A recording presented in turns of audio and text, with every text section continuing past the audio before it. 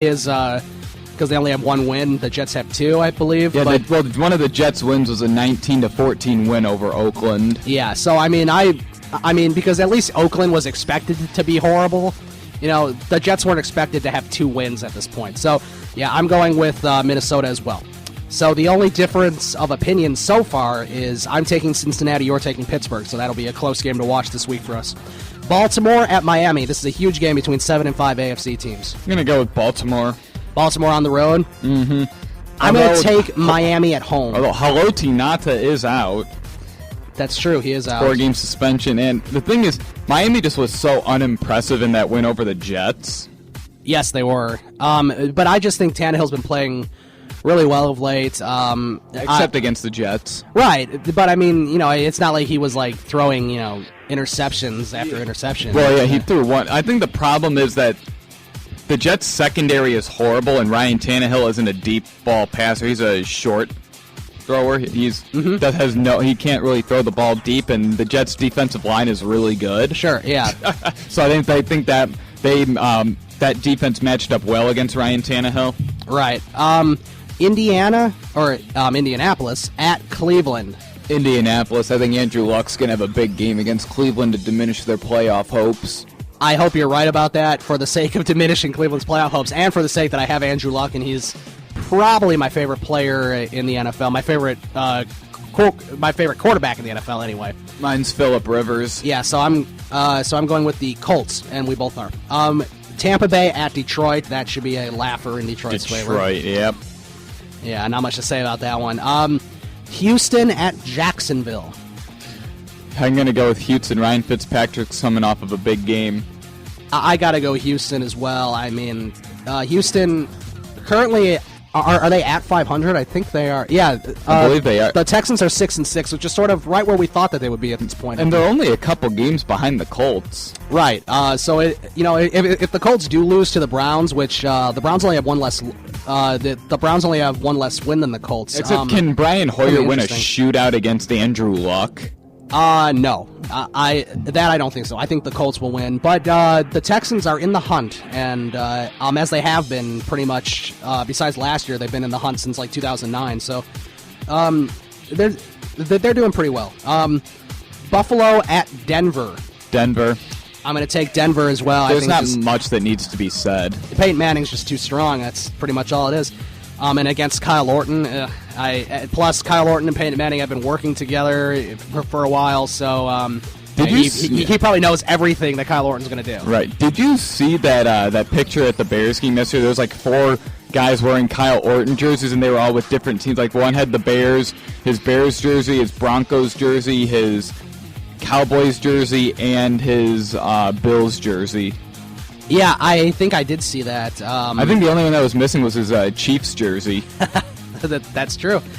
Kansas City at Arizona. This is a big game for both teams. Kansas City, because Arizona, Andre Ellington's not even going to be close to 100% if he plays. Drew Stanton's not looking like he's going to be the man to get the job done, and that defense is going to be on the field for too long. So, I think Jamal Charles is going to have a big game for Kansas City. Here we have a differencing of opinion, actually. I'm taking Arizona.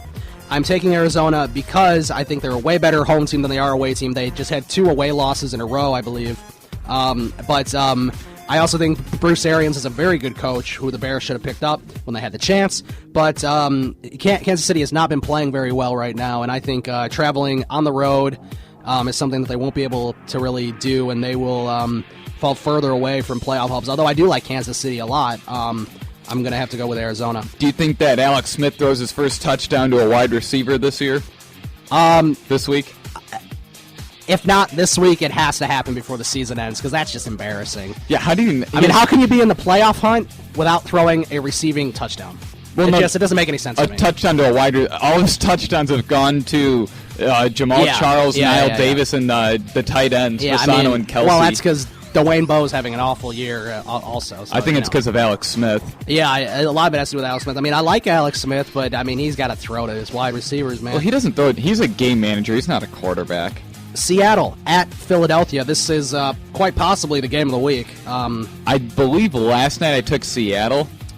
Yes. Well, then I'm going to take Philadelphia on this show. You're taking Philadelphia. I'm taking Seattle. I'm keeping my picks consistent. But Philadelphia's a tough place to win at, and I just don't think Russell Wilson has the weapons to be able to stop Philadelphia. I know.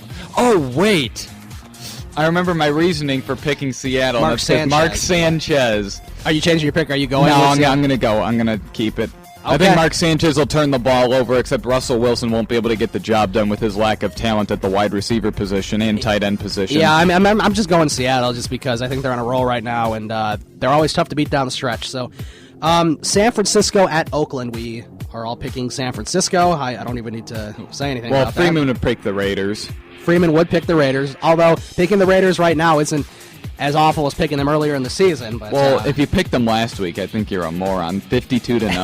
52-0, and it was St. Louis that put up those 52 points. Like, who would have thought it? Like, out of all the teams, it was a team that's not very good. Trey Mason made a name for himself. Yeah, he really did.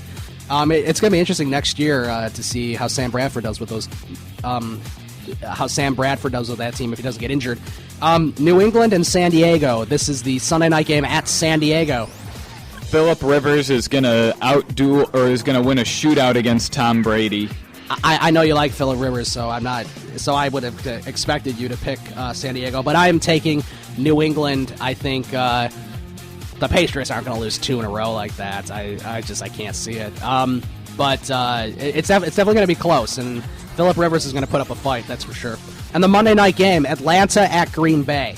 Green Bay, it pains me to say that. Aaron Rodgers is unbelievable right now. He statistically, he won't go down as the best quarterback in NFL history, except he very well could. I mean, though, he makes throws on the run. He makes throws when he's getting hit. He makes throws that you just don't know how he can make the throw. And he sometimes does it to no-name guys like Andrew Quarless and I agree with Rodgers. You there. Yep, I definitely agree with you there. His accuracy is like perfect on every throw. I mean, this year, his 2 interceptions have both been tipped by his wide receiver. His 2 interceptions were both tipped by his wide receiver, and one of them was against New Orleans. He threw a bullet to someone was diving down and hit off of his chest and bounced up to a New Orleans guy for a pick. So we are both going with the Packers. You can tweet us your picks at Ryan Stuprich. At Risky16. Call the show, 630-403-5200, 630-403-5200. We're taking a break. We will come back with NBA stuff as we're transitioning to NBA. We'll talk about fantasy, NBA, the Bulls, all that stuff. You're listening to Fantasy Fanatics, SportsTownChicago.com. The Fantasy Fanatics Podcast on SportsTownChicago.com.